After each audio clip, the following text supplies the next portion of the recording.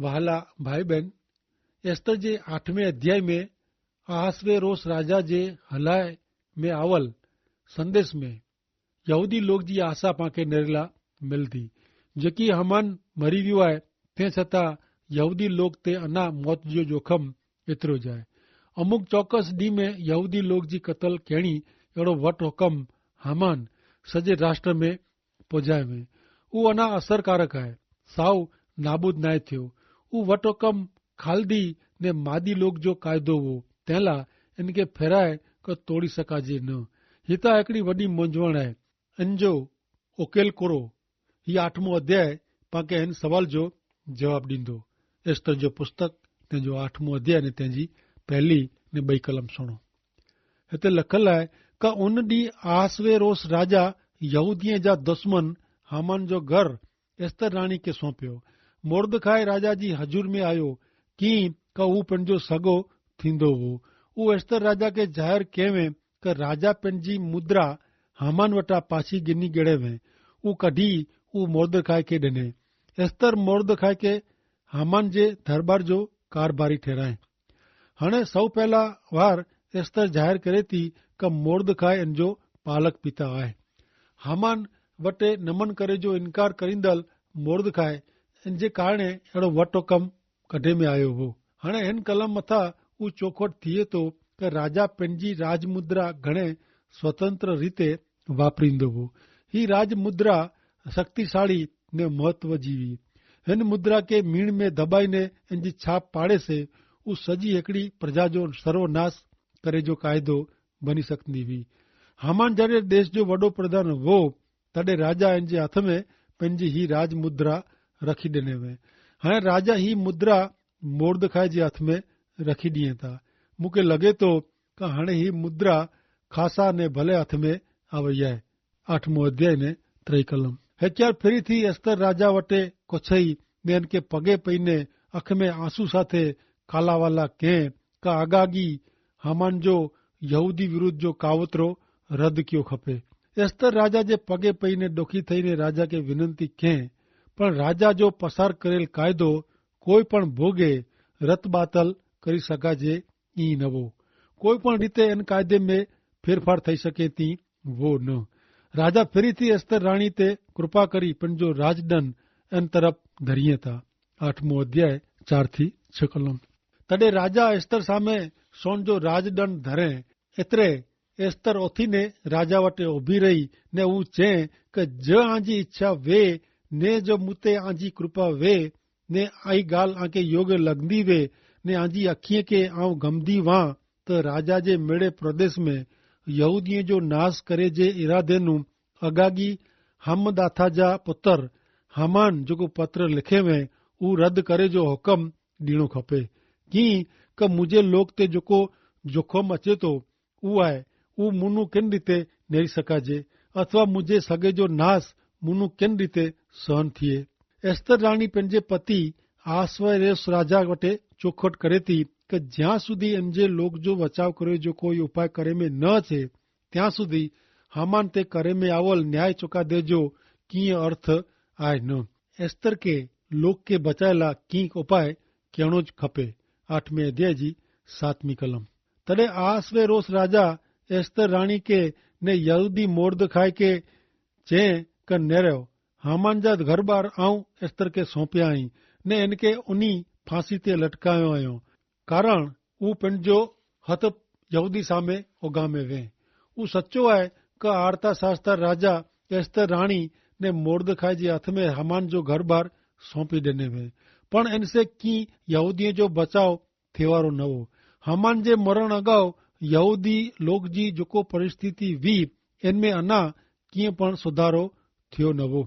8वें अध्याय जी 8वीं कलम। आके ठीक लगे इन प्रमाणे ही यहूदी लोक ते राजा जे नामे लखण करियो ने राजा जी मुद्रा से ऊ छाप पाड़ियो की के राजा जे ना से लखायल ने राजा जी मुद्रिका से मुद्रित थयल लेख कंहिं वटा रद्द बातल थिए न तो। हाणे मोर्दखाए घणे झपाटे पगला भरींदो। 8वें अध्याय जी 9वीं कलम। उन टाणे 3 मास जी एतिरे सिवान महीने जी 23वीं तारीख़े राजा जे चिटनिस के बोलाए में आया। मोर्दखाई जी आज्ञा प्रमाणे यहूदीअ ते ने हिंदनू कुश सुधी जा 127 प्रांत जा अमलदार सूबा ने सरदार मथे अलग अलग प्रदेश में उन्हीं जी अलग अलग लिपि में ने अलग अलग लोक ते उन्हीं जी भाषा में ने यहूदीअ ते उन्हीं जी अलग अलग लिपि में ने उन्हीं जी भाषा में हुकम लिखे में आयो। फेरी थी राजा जो नवो वटोकम लखेला लेख दल के बोलाय में अचे था ने देश मेड़े बोली ने भाषा में राजा जो नवो वटोकम लखाय में अचे तो। 8मो अध्याय 10 થી 12 कलम। ऊ आसवेरोस राजा जे ना से लिखीने राजा जी मुद्रिका से वो मुद्रित करीने घोड़ेसवार खेपीअ जी एतरे राजा जे कम में वपराईंदल ने राजा जी अश्वशाला जा पैदाश जा शक्तिशाली घोड़े ते वेठल सवारी करींदल मार्फते पत्र रवाना क्यों। इनमें राजा हरेक नगर जा यहूदीअ के अड़ी रजा ॾिनो हो का वो भेरा थईने पंहिंजे जीव जे रक्षण ला एतिरे सुधी सामा थिए कि जेको लोग ने प्रदेश उन्हीं ते हमलो करे इन जे मिड़े बर जो उन्हीं जे बालक जो ने स्त्रीअ जो विनाश करे उन्हीं के मारी वेजे ने उन्हीं के लूटी गिने। अहिड़ी छूट आसवेरोस राजा जे मिड़े प्रांत में हिकिड़े ज ॾींहुं एतिरे 12वें महीने जो जेको अदार महीनो आहे ने इन जी 13वीं जो ॾिने में आवई। राजा जो अगाऊ जो वट हुकम रद बातल थी सके थी न हो। इन प्रमाणे इन वटे हुकम में कोई फेरफार थी सके अहिड़ो पण न हो। उहो क़ाइदो अमल में ज आहे पण हाणे हिकिड़ो नवो वट हुकम लिखे में अचे थो ने ॿार पाड़े में अचे थो कि पहले वट हुकम वारे जी नवे वट हुकम ते राजा जी राज मुद्रा मारे में अचे थी। एतिरे कि राजा जी सही इन ते करे में अचे थी। राजा जी मुद्रा मारे जे कारण राजा जी पूरी सत्ता ने अधिकार एतिरे कि राजा जे सॼो लश्कर ने देश जा मिड़े जा अधिकारी हाणे यहूदीअ जे पक्ष में आई। इनसे सॼो चित्र फेरी वञे थो।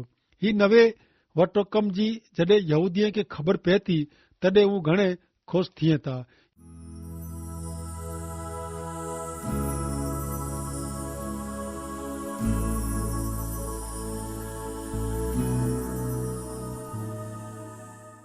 ही ॻाल्हि वाचींदे टाणे पांखे सॼे चित्र जो चोखो दर्शन थिए थो। पंहिंजे लोक जे बचाव जी रजूआत करेला एस्तर राणी जॾहिं राजा वटे उभी रही तॾहिं सांझ थई वई हूंदी। हाणे नवो वट हुकम लेखे में आयो आहे ने राजा जी राज मुद्रा से इनके अंकित करीने एतिरे के छाप मारीने सही करीने तैयार करे में आयो आहे। उन देश में 135 प्रदेश हुआ ने इनमें अनेक विध भाषा ने बोली बोलांदी हुई। हिन मिड़े प्रदेश जी भाषा ने बोली में नवो वट हुकम लिखायला घणे भाषा जाणकारे के बोलाए में आया हुआ। हरेक भाषा ने बोली जी अनेक नकल कढे में आवी हुई। उन समय में संदेश व्यवहार जी जेको व्यवस्था हुई उन मीणी जो उपयोग करे में आयो।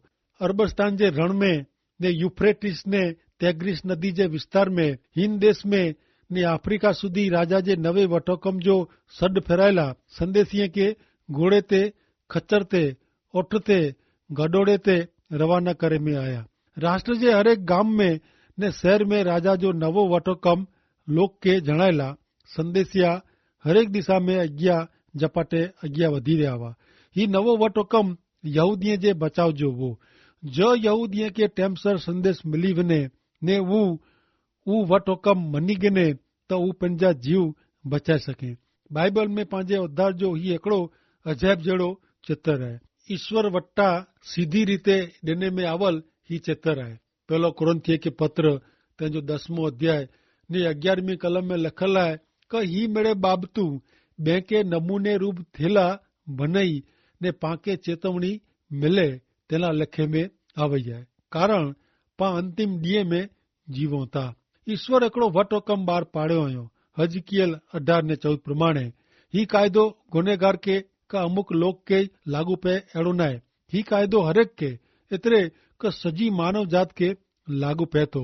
रोमन 3 ने 25 में चेता कि मेड़े पाप क्यों आयो ने देव जे महिमा नू मेड़े नीचे आई। अॻियां यसाया जो पुस्तक 64मो अध्याय ने 6 कलम में पण लिखल आहे कि असीं मेड़े अशुद्ध जहिड़ा थिया आहियूं। असांजा मेड़े पुण्य कर्म मेले लुगड़े जहिड़ा आहीं ने असीं मेड़े पन वारे जी सुकाए वञो था ने असांजा अपराध गुनाह पवन वारे जी असांखे उॾाए ॾिए था। ईश्वर अज पाके संपूर्णता जे सिद्धांत से उगारी सके थी नहीं, कारण पा कदे पण संपूर्ण बनी सको नता। ईश्वर पाके अपूर्णता जे सिद्धांत से उगारी सके थी नहीं, कारण ईश्वर पंहिंजे धोरण जी हद नीचे उतरी सके थी नहीं। सजी मानव जात ईश्वर नू छीटी खोवाई वही है। मानव जात जो ही हिकिड़ो वॾो सवाल जे समस्या है। पाके अड़ो लगे तो क पाप जी समस्या बे किथे है, भई कोई व्यक्ति जे हृदय में है, पर पाप जी समस्या त पाप पंहिंजे हृदय में ज आहे। मानव हृदय में जा मेड़े बूंढाई बारा निकरे थी। माथी जो 15मो अध्याय तेजी 19 ने 20 कलम में लखल है क बूंढी कल्पना, हत्या, व्यभिचार, जार कर्म, चोरी, खोटी साक्षी ने निंदा हृदय में जा निकरे थी। माण्हू के जेको फिटाए तो वटाड़े तो ऊ जाए, पण धूते वगर जे हथ से खेणू ऊ माण्हू के वटारे नथो। दुनिया भ्रष्ट थयेली है, मानवी जो हृदय भ्रष्ट थयेलो है। पाप जे प्रदूषण से ऊ भरपूर है। ईश्वर के पाप जो न्याय करणो खपे। मानवी पापी है ने इनके हिकड़े उद्धारक जी जरूर है। घणे लोग के ही हकीकत गमे नथी। पा ईश्वर जो आभार मनो था क ईश्वर जे राज्य सन मथा हिकड़ो नवो वटो कम 12 पाड़े में आयो है। रोमन जो पत्र 3 अध्याय ने 25 में लिखल है क ईश्वर यीशु के बलिदान थेला अर्पण क्यों। उन्हीं जे मरण से ईश्वर जो पाप विरुद्ध जो कोप छेटो थिए तो ने ई यीशु ते विश्वास करींदल माण्हूअ जा पाप ईश्वर माफ़ कईं था। इनमें माण्हू के पिंड भेरो सीधे संबंध में कोठी अचे जो ईश्वर जो हेतु प्रगट थिए तो। ईश्वर साथे सीधे संबंध में अचेला पाप जी माफ़ी ने अनंत जीवन मेळवेला माण्हू के पिंड के कीअं करे जो वे नथो, कारण ईश्वर पिंड जेकी करे जो आहे ऊ मनुष्य ला करी वेदो आहियो। माण्हूअ खे त फक्त प्रभु यीशु ख्रिस्त मथे पंहिंजे मुक्तिदाता तरीक़े जो विश्वास ज करे जो आहे ने ई प्रभु यीशु ख्रिस्त जे शरणे अचे जो आहे। ईश्वर जे हृदय में लागणी प्रेम उत्पन्न करेला माण्हू कीअं करी सके थी आहे न, कारण ईश्वर जो हृदय मनुष्य ते पहले थी दया से भरपूर है। कारण प्रभु यीशु ख्रिस्त पां वती पंहिंजे पाप जो दंड भरपाई कयो आहियो। हाणे पां चई सघूं कि ईश्वर पंहिंजे पक्ष जो वे त पां सामे केर। ईश्वर पंहिंजे पक्ष जे आहे। नवो वटो कम 12 पई वियो आहे। प्रेरित जा कम 16 अध्याय ने 31 कलम प्रमाणे प्रभु यीशु ख्रिस्त ते विश्वास करियो ने आंजो उद्धार थींदो। मित्र, जो ही प्रभु यीशु ख्रिस्त ते विश्वास करियो ने प्रभु यीशु ख्रिस्त जे शरणे अचो त जरूर आंजे दुष्कर्म जे बंधन में जा, आंजे पाप जी शिक्षा में जा आंजो उद्धार थींदो ज। आसवेरोस राजा यहूदी लोग ला अहिड़ी जोगवाई कयईं। यहूदी लोग उन वट हुकम ते विश्वास करीने इन प्रमाणे वर्ती जोवो। मरण में जाता उन्हीं जो जरूर बचाव थींदो। ईश्वर पापी मानव जात ला उद्धार जो मार्ग क्यों जोयो। पा पंहिंजे प्रयत्न से स्वर्ग में वञी सको नथा, कारण पा स्वर्ग में वञे जे लायक ज नहियूं। तंहिं लाइ ईश्वर के पां ला कम कयो खपे। मूंखे ने आके प्रभु यीशु ख्रिस्त जे शरणे अचीने जिन उद्धार जी पां ला जेको व्यवस्था कयो आहियो इन जो स्वीकार कयो खपे, जेथी प्रभु यीशु ख्रिस्त जो न्यायपणो पुनीत पावनपणो इन जा वस्त्र पांके पहिराए में अचे। इन रीते पांके प्रभु यीशु ख्रिस्त पंहिंजो न्यायपणो ने उन्हीं जो पुनीत पावनपणो प्राप्त थिए थो। पां जहिड़ा आहियूं अहिड़ा ज ईश्वर पांके स्वर्ग में कोठी वञी सके न। तंहिं लाइ पांके नवे सर नु जन्म पामे जी जरूर वेती। पहलो पितर तुंहिंजो 1 अध्याय जे 23 कलम में लखल आहे क विनाशी न पण ईश्वर जे जीवंत ने सार्वकालिक वचन रूपी बज से आके नवो जन्म देने में आयो आहे। बाइबल जा ईश्वर जा पवित्र वचन सुणीने इन ते विश्वास करे से मनुष्य नवे सर नु जन्म पामी सके थो ने इन जे जीवन में परिवर्तन थिए थो। ईश्वर पाके नवो जीवन ॾिनेला मंगे था। ईश्वर पंहिंजो नवे सर नु सर्जन करेला मंगे था। ईश्वर पंहिंजो उद्धार करेला मंगे था। एस्तर जे समय में यहूदी लोग के जाणियो खपियो के उन्हीं जो नाश करे जो वटो कम 12 पाड़े में आयो हो।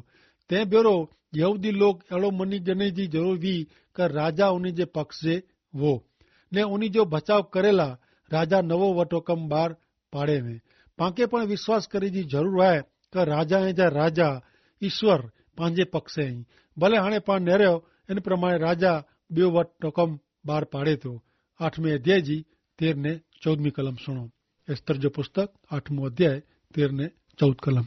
वो हुकम मेरे प्रदेश में जाहिर करे में अचे एतरेला इनजी हिकड़ी हिकड़ी नकल मेरे प्रजा में हलाए में आवई। उन जे ॾींहुं यहूदी पंहिंजे दुश्मन ते वैर वारे लाइ तयार रहिजो वो ने ई सरकारी कम में वपराईंदा वा उन ताक़त वारे घोड़े ते सवार थियल खेपीअ खे राजा जी आज्ञा से जणाए में आयो हो। ऊ हली निकिरिया ने ऊ हुकुम सूसा जे महल में प्रगट करे में आयो। राजा जो नवो वट हुकम चारे बाजू लोक के जणायला तकड़ करे जी जरूर हुई। अॼु पण ईश्वर जे नवे वट हुकम के जाहिर करे में तकड़ करे जी जरूर है। मनवा जोग है कि प्रभु यीशु ख्रिस्त जो स्वीकार करे जी ही आला छिली तक वे। मित्र ईश्वर हिकड़ी ज बाबत में अहीं तकड़ करियो अहिड़ो इच्छे था ने ऊ अहीं प्रभु यीशु ख्रिस्त जो तत्काल स्वीकार करियो ऊ आहे। 8वें अध्याय जी 15वीं कलम। मोर्दखाए आसमानी ने सफेद राज पोशाक ने सोन जो वडो मुगट ने सने सण जो ने जामड़ियो जामो पहिरीने राजा वटा निकिरियो ने सूसा नगर में खुशी जो पुकार थई रहियो। मोर्दखाए जो राज पोशाक चौक्कस थोड़े समय अगाऊ इन जो पहिरियल ताट एतिरे क कोथरा ने वानी करता उत्तम हुई। राजा जे ॿार पाड़ियल वट हुकम में यहूदीअ जे हृदय में जेको आनंद मजा आवई इनमें मोर्दखाए राजा पोशाक पहिरीने निकिरियो आहे तंहिं लाइ वाधारो थियो। हाणे जेको ॿ वट हुकम ॿार पाड़े में आया हुआ उन ॿ विच जो तफ़ावत न रहियो। हामान जे वट हुकम से दुख उत्पन्न थियो हो जॾहिं राजा जे वट हुकम से आनंद ने मजा अची वई हुई। मित्र दुष्कर्म जे बंधन में जा पाप जी शिक्षा में जा जेको उद्धार थिए थो तंहिंसे पंहिंजे जीवन में आनंद खुशी ने मजा अचे थी। ऐं रात्रि क्लब में वञी ने हज़ार रुपया ख़र्चो ने आके लॻंदो कि आके मजा आवई। ऐं उद्धार मेळवियो न हूंदो त ऐं रात्रि जे कारे कम में पण भाग गिनी सघंदा। उन राति जो आके मजा अचींदी पण सवारे ऊ मजा अदृश्य थी वेंदी। आके मुंझवण थींदी खरेखर सचो आनंद मजा कुरो आहे उहो ऐं कॾहिं पण जाणी सघंदा न। मात्र प्रभु यीशु ख्रिस्त जे शरणे अचे से पांखे सचे आनंद मजा जो अनुभव थिए थो। हाणे अॻियां न रहियो एस्तर जे 8वें अध्याय जी 16वीं कलम। जेको मजा ने आनंद थियो तंहिंसे यहूदी लोग चमक वारा बनिया ने उन्ही के मान पण ॾिने में आयो। ईश्वर पांखे प्रकाश ॾिए था। प्रभु यीशु ख्रिस्त दुनिया जो प्रकाश आहे। योहान 8वां अध्याय ने 12वीं कलम में यीशु फिरी थी उन्ही के चयो का आऊं दुनिया जो प्रकाश आहियां। जेको मूंखे अनुसरे था इन वटे जीवन जो प्रकाश रहंदो ने उहो कॾहिं पण अंधारे में हलंदो न। प्रभु यीशु ख्रिस्त दुनिया लाइ आनंद मजा मान आहे। पापी मनुष्य के सम्मान ॾींदल बाबत मानवी जा अजोड़ उद्धारक प्रभु यीशु ख्रिस्त जो स्वीकार करणो उहो आहे। इनसे पापी मनुष्य पाप जे कादव में जा ने पाप जे मेले उकड़े में जा बारा खेचा वञे थो। इनसे पापी मनुष्य पंहिंजो मथो ऊंचो करी मजा कईंदे कईंदे हिन पार्थिव जीवन में जा पसार थई सघे थो। मुंहिंजा मित्र पांखे कहिड़ी आनंद मजा करे जी ज़रूर आहे। मित्र आंजे हृदय में जेको आनंद अचे थो तंहिंसे ई अॼु आनंदित थिया आहियो ख़ुशि आहियो। जो ई आनंद से भरपूर थिया न आहियो त प्रभु यीशु ख्रिस्त जे शरणे अचो ने आके आनंद मजा अचे अहिड़ो प्रभु ॾींदा। 8वें अध्याय जी 17वीं कलम में चए था कि मिड़े प्रदेश में ने मिड़े नगर में एतिरे जिते जिते राजा जी आज्ञा ने उन्ही जो हुकम वियो होते होते यहूदीअ लाइ खुशी प्रगट करे जो ने मेज़बानी जो शुभ ॾींहुं बनी वियो ने ऊ देश जा लोग जा घणे था यहूदी थी विया कीअं का उन्ही के यहूदीअ जो द्रा लॻो हो।